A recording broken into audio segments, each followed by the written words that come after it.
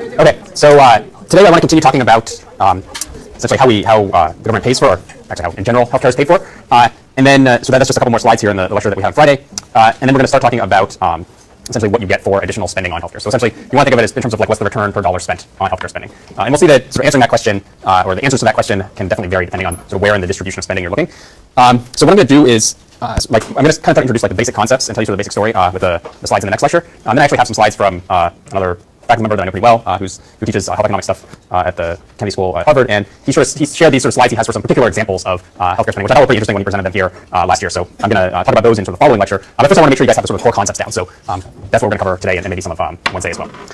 So just to finish up what we were talking about on Friday, when a firm provides health insurance, you can think of the workers as essentially paying for a large part of those benefits. So even though they may not be paying directly out of pocket in the sense that their paycheck doesn't have a line item in it that says we deducted $800 this month for your health insurance, they're basically paying for it in the form of decreased wages. So if the firm didn't have to offer this benefit, then they could afford to pay the workers more. So I sort of put up a simple model that showed that there would really be a one-for-one offset in terms of if you have $1 more healthcare benefits, then you can afford to pay the workers $1 less in a long-run equilibrium. But that's not, the model's a little bit simplistic. In particular, it doesn't take into account that some workers might essentially choose to drop out of the labor force. So instead of being unemployed, they would actually be not in the labor force. If you've taken labor economics, then you would know the distinction between those two things. But if you haven't, you might not be aware of it. So the unemployed does not actually describe people without a job. Rather, it describes people who don't have a job but who want a job and are actively looking for a job. So somebody who was working and got laid off is trying to find a job is unemployed. But somebody who say is retired or who is a student or who was working but then the family had a child and he or she decided to become a homemaker instead, those people are not actually unemployed, they're just simply not in the labor force. And so the crucial distinction from our perspective here is that unemployed people will put downward pressure on wages because essentially you have excess supply of workers, but people who aren't in the labor force don't actually put any downward pressure on wages because they're not sort of trying to find a job and providing extra labor supply.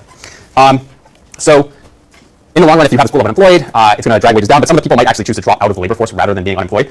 So in particular, if you're looking at somebody who's sort of a marginal worker in the family, so it's like there's a primary breadwinner or whoever has a higher wage, and there's a secondary earner who either could stay home and produce non-market services or who could go into the labor market and work, that person often isn't going to really value the health benefits attached to a potential job that he or she could have, simply because they're probably covered under the health insurance for the primary breadwinner in the household anyway. So essentially, if like benefits become more expensive, the health benefits become more expensive, and wages fall, then especially for these sort of secondary earners, it's going to become less attractive for them to be in the labor market, and so they may just choose not to work at all.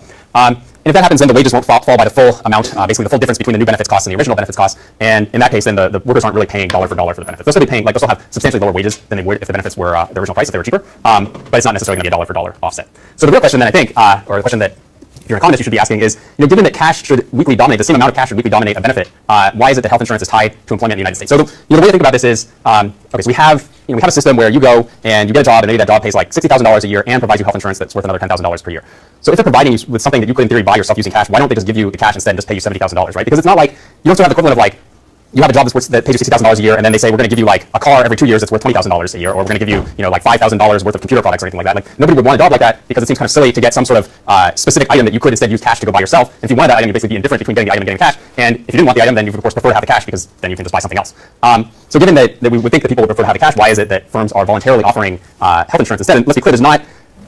In some places like San Francisco, they have this Health ESF thing that sort of obligates firms to provide health insurance under certain circumstances. But for the most part, there's no regulation that says firms need to provide health insurance for jobs. They just choose to do so voluntarily. So there's several reasons for this, and we'll talk about all these reasons right now, but we'll go into more depth on some of them later on. But the first, and maybe certainly one of the biggest, is that there's an implicit tax subsidy of benefits costs for purely historical reasons. So what happened is that during World War II, there were wage controls, and fringe benefits were exempt from these wage controls, and effectively they were untaxed.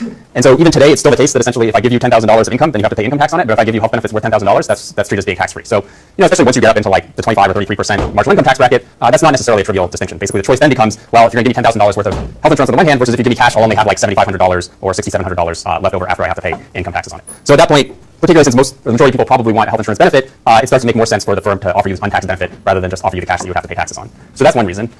The second reason, which is also as important and in some cases probably even more important, is that employer provision reduces the adverse selection inherent in individual plans. So we're going to talk about this in much more detail in a few lectures, and we'll even sort of do an activity in class that hopefully will demonstrate to you how this adverse selection works.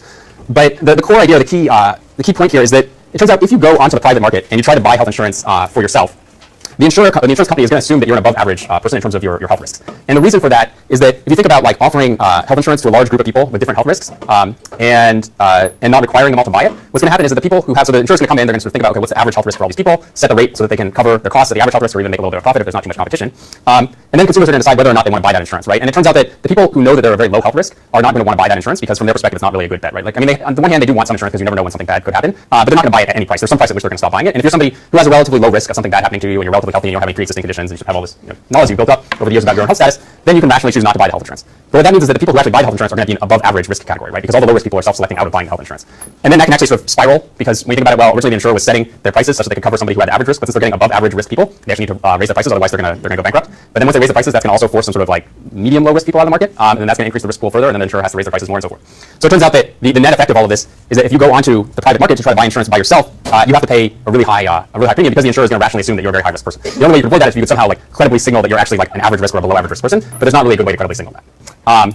So because of this fact, insurance that's purchased on the individual market is much more expensive than insurance that's purchased on sort of the group level market. And so the key here is that the employer or the insurer has to worry about people who are self-selecting into buying insurance when they're offering insurance on the individual market, but they don't really have to worry about sort of firms self-selecting into it, right? Because once you have a firm of several hundred people, it's not very likely that you're going to end up with a firm that's sort of all very sick people, and that's why the firm wants to buy health insurance for its employees. It's much more likely that it's a firm and it wants to provide this tax-free benefit to its employees and so forth. And so it can assume that as much dealing with at this group level, that it's going to be dealing with people of average risk rather than people of far higher than average risk. So because of this fact, it actually turns out that for most people, you can't actually buy an equivalent plan at the same price on the individual market. Because of adverse selection, it's going to cost you much more than it costs your employer to buy it. So that's the second reason why workers essentially value the healthcare the health insurance benefit that their employer provides at a price that's higher than the employer actually has to pay for it. And then the third reason is, as shown in the hospital bill, the prices that the insurer can negotiate are much lower than the price that would be charged to the uninsured. So that's the reason why you might want to have insurance even if you're not like a super high risk person, just because you can essentially get better prices since the insurer is negotiating for you. But this would only sort of explain why it is that you would prefer to have an insurance benefit from the firm rather than basically paying out of pocket and not having any insurance on the individual market. But it wouldn't necessarily tell you why you wouldn't use the money that the firm gave you then to just go and buy your own insurance on the individual market. It's really those first two reasons that are much more important. Okay. Finally, I should note that if the labor market isn't competitive, for example, if you have unions which are going to increase the bargaining power of the workers, or a minimum wage, which of course is government basically intervening and setting a wage floor, then the firm may also end up covering part of the increased costs of health benefits. So a mandate of health coverage is going to sort of act like an increase in the minimum wage. It's going to increase sort of the minimum total level or minimum level of total compensation. So if you have to provide wages at say $10 an hour and you have to provide health insurance that's works out to say $5 an hour in terms of cost, then of course it's going to be the case that the minimum total compensation package that you have to provide is like $15 an hour. And so minimum wage employees will get higher total compensation because their wages can't be lowered. So conditional on having a job, then of course you're happy if you're getting the benefits and you're getting the minimum wage relative to if you've got a lower wage or if you didn't have the benefits package. But in theory, there should be some losers in the sense that some people should lose their jobs because the cost of labor has gone up, so firms want to employ less labor. That being said, there's sort of this long empirical debate in economics that's been running for sort of 20 years now about whether or not minimum wages actually cause any economically significant changes in total employment. And I think pretty much the universal empirical finding among sort of better design studies is that there isn't any substantial reduction in minimum wage or in employment from increases in the minimum wage level, with the caveat that the minimum wage level in the US is pretty low. So there's certainly going to be some level at which if you raise the minimum wage up to that level, you would start to see decreases in employment. But it seems like minimum wage in the US is probably pretty far from that level right now. There's a local case that I think is kind of instructive to sort of illustrate some of this stuff and that's this program that's called Healthy SF. So if you've eaten in San Francisco at various restaurants, you may have sometimes noticed that they tack on a charge that they call the Healthy SF charge to your bill. And so sometimes it's basically a per diner charge of like $1 or $2 per diner. Sometimes it's like an extra 1 or 2% on the bill. But the reason that they're doing that is it's mainly political, but sort of the impetus behind it is that San Francisco voters passed a proposition that basically mandated that firms above a certain size, so basically those firms with 20 or more workers, need to spend a minimum amount on healthcare for their employees on a per hour basis. So the law basically says that so depending on the firm size, that you have to spend at least $1.17 to $1.76 per hour on healthcare. And there's various ways that they can sort of meet this requirement. So one thing they could do is they could just buy insurance for the employees. That would almost really meet the requirement in the sense that it would be costly enough to satisfy that. Another is they can set up these reimbursement plans. So basically they could be contributing that amount, the $1.17 or the $1.76 per hour, into a sort of healthcare reimbursement account for the employees. The employees can then draw into to pay for healthcare expenses. Now that's, obviously you're contributing something there. It's not super attractive from the employee's perspective because all that's going to do is basically sort of insure you against like relatively modest risks. But if you get hit by a car and end up in the hospital for weeks on end, it's definitely not going to cover anything of that magnitude. And then the final thing that they can do to satisfy the requirement is contribute to the municipal plan. So in that case, or in that's meeting that requirement, basically what's going on is the city of San Francisco set up sort of its own like healthcare plan for people, and people who aren't covered under one of these other channels can get into that plan, but of course that plan needs to be paid for by the government, and so to help defray the costs, basically the businesses then have to contribute the $1 to $2 an hour that they would be otherwise paying to funding that plan. Do you happen to know if the proposition that was passed said that they could basically come up with that money anyway? Like I'm sure some of the LDSF tax like directly passing it on to the consumer, but right. Do some like internalize it? Or? Yeah, so that's a very good question. Sort of the thing is like how is this being passed on? So the proposition doesn't sort of mandate that the funding has to come from any particular source. So you would think that that the way to do it would just be to increase your prices overall, and so this is one of those cases where. I think so when you talk to a lot of small business owners about various costs, be it like healthcare costs or gas costs or property tax or whatever, they always say, well, I'm in a really competitive market, and so if I have to pay this cost, then I'm going to be at a disadvantage and I'll go out of business or something. Which is definitely true that the restaurant market I think is very competitive. Like there's a very high turnover of restaurants going in and out of business every quarter. But what they always kind of ignore, I don't know if it's rational, like they're ignoring it because they want to make their argument or because they just don't realize it, is that if it's a cost that affects everybody, like a fuel cost or in this case the Healthy SF charge, then all your competitors are paying it as well, and so on net you're no worse off than you were vis-a-vis them before. So presumably what you would do is raise your prices, assuming that your profit margin is large enough to just cover it out of profits. And I'm sure some of them have done that. You can never really prices just kind of go up in general over time, so you couldn't really ascribe any specific price increase to being due to health ESF, but in theory it's probably in there somewhere. But what a lot of them are also doing is what I mentioned before, they're like putting a specific charge on the bill, or on the dining check that says like this is a health ESF charge, and there's sort of no economic reason for like breaking it out that way any more so than there would be an economic reason for like itemizing your bill in terms of like here's the rent that we paid on on the space, and here's the utility costs, and here's how much we paid the chef, and here's how much we paid like the hostess and so forth. They could do that if they wanted, and people would just be like, why are you giving me all this like irrelevant information? But I think it's sort of more of a political statement of like, well, you guys passed this law, we don't like it, and so we want to make sure that you see that when you pay your bill, here's how much you now have to pay. That being said, so I put anecdotal evidence that people tend to tip a little bit less when they see the health ESF charge on the bill, because then technically they know that like that's an amount that's going straight to the employee benefits. I don't know, like I myself, I can't really say that I do that. Like, I mean, part of me is like, well, as an economist, I'm like, I probably should tip a little bit less now because of total compensation. But then as a non-economist, I'm like, yeah, I just kind of feel like a little bit of a jerk, like leaving below a certain amount. But I have heard that anecdotally that maybe some people do. So if that's the case, then in part the employees are actually paying for the benefit, right? Because now they're receiving less tips than they otherwise would have.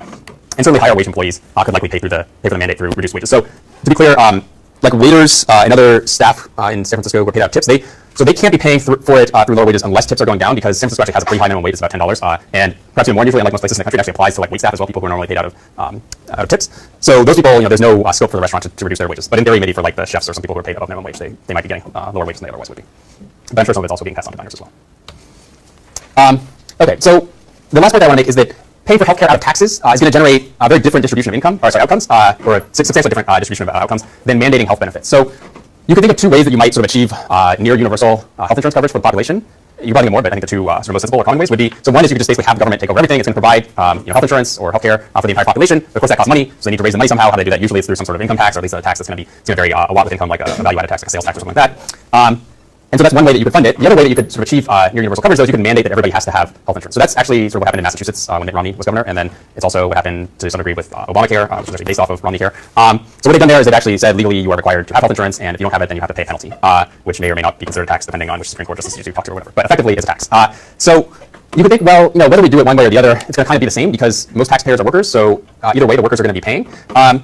But there's actually a very strong distinction here, which is that when you have employer-paid care, so when you're like mandating benefits, it basically amounts to a head tax, and then it reduces each covered employee's income by a fixed dollar amount. So actually, I should say the mandate would sort of look like the following. It's not just a mandate that people have to have health insurance. Basically, you have a combination mandate that employers have to provide health insurance, and then if you don't, for whatever reason, you're not working at a job that provides health insurance, either because you're not working or for some reason it like slips through the cracks, then you're legally required to have health insurance to provide for yourself.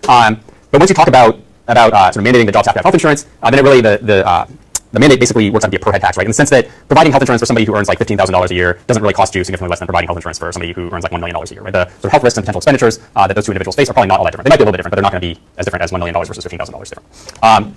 However, once you talk about healthcare that's paid out of an income tax, which is what you would be getting if the government were essentially providing health benefits and then taxing labor in order to get the revenue for that, then it works out, then it basically reduces each covered employee's income by a fixed percentage amount now, right? Because now it's basically like you have healthcare regardless of what job you're working in. The government is paying for this by levying, say, like an 8% income tax or something. And so that means that if you're earning $1 million a year, then you're effectively paying sort of $80,000 a year towards that. Whereas if you're earning like $15,000 a year, you'll only be paying something like $1,200 a year towards that or something like that. So the tax-funded healthcare is going to generate a much more progressive set of outcomes than an employer mandate. And so, as I said, Romney Care in Massachusetts and then the Patient Protection and Affordable Care Act, which is Obamacare, are basically a hybrid of these two actually. So you have the individual employer mandates.